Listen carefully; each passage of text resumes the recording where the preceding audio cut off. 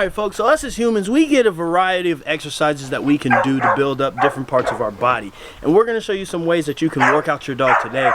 We're going to show you the hang time, we're going to show you the drag bag, we're going to show you the sled, we're even going to show you some jumps and stuff that we do with our dogs to build that endurance and that conditioning. So this is going to be a fun one, people. How to work out your dog. Take care of your dog. Alright, so the first one we are going to do today is the evil, the dangerous Slatmill. And you just see that, right? I wasn't putting any pressure on this and it stopped moving because the dog controls the speed. If they don't want to go, they won't. So we can have a nice walking pace. And as I pick up the pace,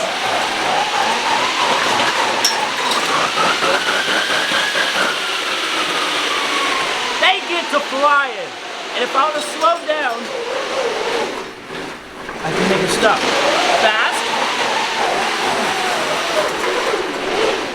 So the dogs are not being forced. And we're actually going to grab a dog who's going to get on the treadmill and do absolutely nothing to show you guys that these dogs want to work. They're not being forced to work, so stay tuned. Alright, so we got little Jax here, and a lot of people be like, dang, I didn't even know you had a blue dog. Because he doesn't like to work. And you're going to see the difference of a dog who doesn't want to work and you can't motivate him to do anything. And then we're going to grab Juice and put him on here, and you're going to see the difference of a dog who has that motivation and want to do this, and a dog who doesn't. So we're going to get off the treadmill. Come on, Jax, let's go. Come on, Jax, let's go. Come on, let's go, let's go, let's go, let's go, let's go. Come on, Jax. Let's go, Jax. Woo, let's go. As you see, the treadmill's barely even moving. He's just on his nice, comfy pace, and I can't make him do this. Faster! I can even grab something to tease him up with. Come on, Jax. Come on, get it, get it, get it, get it. Get it, get it, get it. And he got a little faster. Come on, come on, come on, come on, come on. But still even then. And you're going to notice if I walk over here, he comes up to a creeping, almost to a creeping halt.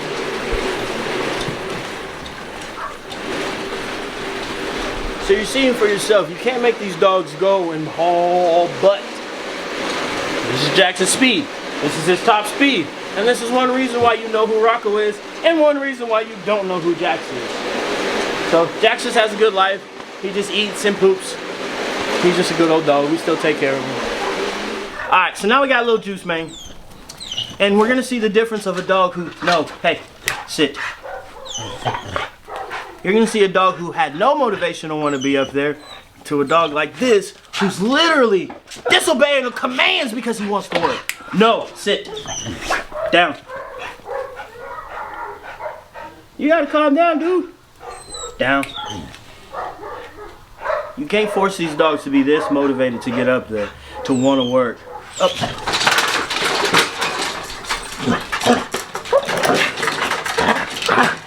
You already see the difference. You already see he's like a bull about to come out and do some bucking. No, hey, sit. Wait. Let's go.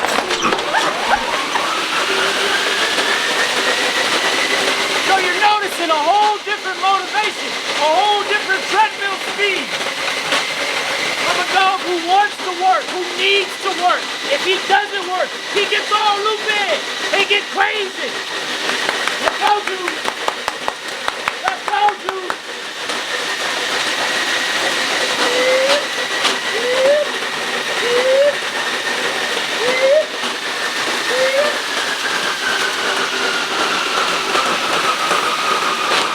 And the best thing about the Slatmill is he can control how fast he wants to go. So you just heard the difference. Now he's having, we call this a coyote trot. And then you're going to get the question, well, why don't you just walk your dog? We're not keeping that pace right there for 3 solid minutes, for 5 minutes, for however long he's on here. We're not keeping that same pace. No, nothing that we do is going to get the dog to be able to open up and get all of that energy out. Out.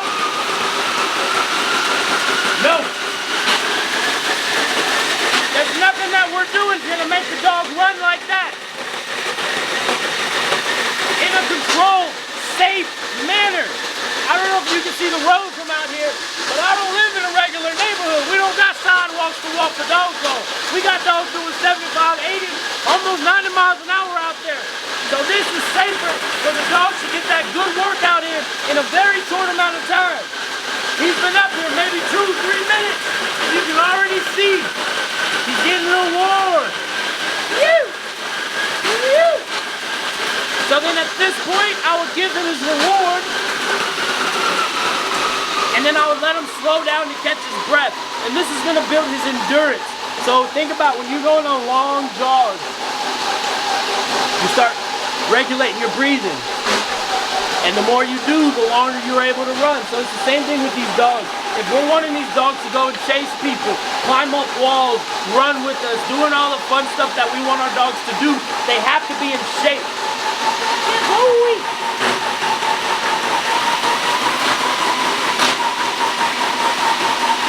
We often get asked, well, what happens if the dog trips?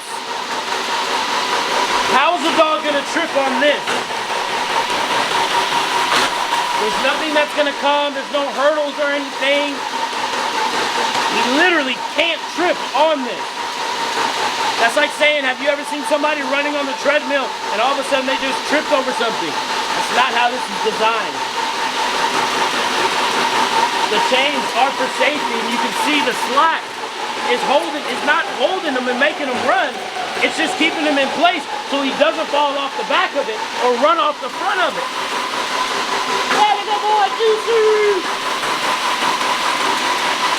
So the thing about the Slatmill, you can get a really, really good workout in 5 to 10 minutes. So if it's raining outside, cold outside, or you have multiple dogs, you can fulfill your dog's needs to get that work in a short amount of time.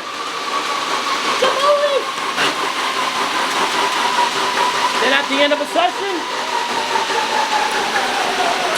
you unhook him, and he slows down on his own. He slows down that pace. And once it's stopped, then we're gonna grab the dog. And then we're gonna go let him cool down, people. And it's very important, if your dog is breathing like that, you see how he's, you don't go and give him a bunch of water because you don't want them sucking down a bunch of air. That's just not good. That's a vet bill that you do not want to deal with. So if you are working your dog out, let him cool down for about 20-30 minutes after an intense workout, and then give him some water.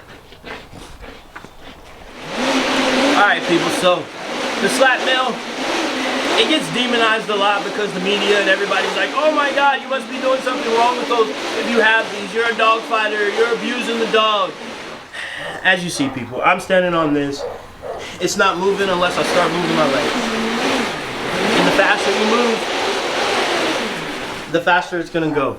These dogs are motivated to work. We don't have pets, simple pets. We got working dogs, and that means we're gonna be doing something more with our dogs. And that means even frisbee, disc, running with your dog, even just having a good companion. You need them to be in good shape. Rocco is a 10-year-old dog, and people were like, no way, that dog is not 10 years old. And I actually found a photo on my time hop that popped up from 10 years ago where I'm holding him up by his scruff, and he still moves just like a good old pet. And that comes from having a great diet his whole life and working out. He hasn't had the best diet. I'm not feeding like Fit Bully, doing all of that cooking and stuff, but he's had some good raw, he's had some good veggies and vegetables and stuff like that. But the exercise that he gets is keeping him young for a really long time, and he can move around better than some people's puppies, people. So as always, when you're seeing stuff online, do a little bit of research, and don't be quick to use that abuser word, because we love our dogs, and I want my dogs to be around for a very long time. And that means they're not going to be overweight, so they're going to have hip issues, you're going to have breathing issues or anything like that. My dogs are going to be fit, happy, healthy, and we're going to continue just to make ourselves better so we can be better for our dogs, so therefore we can just continue to take care of our dogs.